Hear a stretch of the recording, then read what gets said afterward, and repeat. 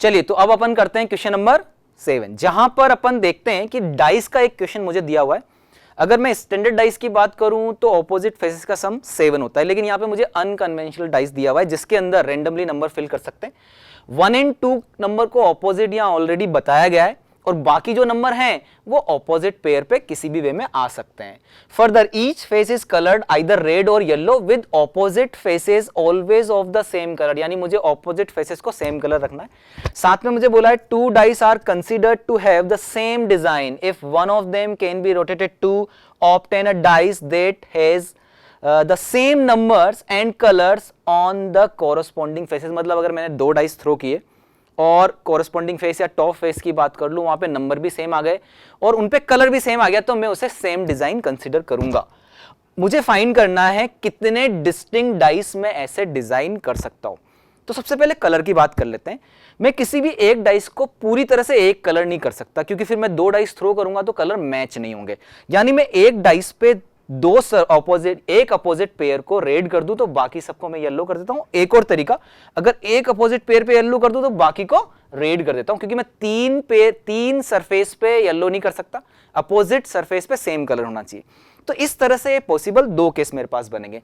अब अगर मैं 1 और 2 की बात करूं कि 1 एंड 2 कितने तरीकों से फिल कर सकते हैं, तो मैं अगर 1 और 2 को फिक्स कर दूं तो मैं ये जो ऑपोजिट पेयर मुझे दिख रहा है इस पे मैं 1 एंड 2 फिक्स कर सकता हूं, ठीक है ना। 1 यहां पे 2 वहां पे, ठीक है।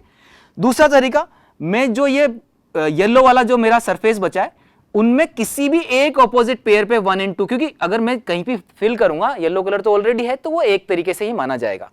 सिमिलरली यहां पे येलो वाले पेयर पे मैं 1 एंड 2 फिल कर दूं और बाकी जो बचा हुआ है उनमें से किसी एक पेयर पे फिल कर दूं, यानी यहां भी मेरे पास 2 तरीके आएंगे 1 एंड 2 फिल करने के, यहां भी मेरे पास 2 तरीके आएंगे 1 एंड 2 फिल करने के। तो मैंने 1 और 2 को फिक्स कर दिया है। डाइस है, स्क्वायर क्यूबिकल शेप का है, सभी तरफ से सेम है, तो हम ये कंडीशन लेकर फिक्स करके चल सकते हैं।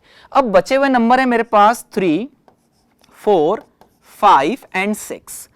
मैं अगर ऑपोजिट पेयर बनाता भी हूं तो 3 और 4 अपोजिट यहां पे हो सकते हैं, 3 एंड 5 अपोजिट हो सकते हैं, 3 एंड 6 अपोजिट हो सकते हैं। सिमिलरली 4 एंड 5 अपोजिट हो सकते हैं, 4 एंड 6 अपोजिट हो सकते हैं एंड 5 एंड 6 अपोजिट हो सकते हैं। इस तरह से ऑपोजिट पेयर मेरे पास यहां पर आ सकते हैं।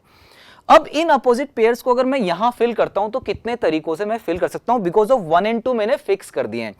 तो सपोज मैंने 1 एंड 2 रेड वाली सरफेस पे फिक्स कर दिए हैं, तो बाकी 4 सरफेस बची। वैसे मैं डायरेक्टली बोल सकता हूं कि 4 फैक्टोरियल तरीके से मैं उनको फिल कर दूंगा और 1 एंड 2 फिक्स रहेंगे, तो हमारे पास नंबर ऑफ वेज आ जाएंगे। लेकिन अपन प्रैक्टिकली भी देख सकते हैं, जैसे मैं 3 और 4 है तो 3 ऊपर यहां रख दिया, 4 नीचे रख दिया, या 4 ऊपर रख दिया, 3 नीचे। सिमिलरली 3 एंड 4, यानी हर पेयर को 4 तरीके से फिल कर सकता हूं, यानी 24 वेज में फिल हो सकते हैं। सिमिलरली यहां पर भी 24 वेज में फिल हो जाएंगे।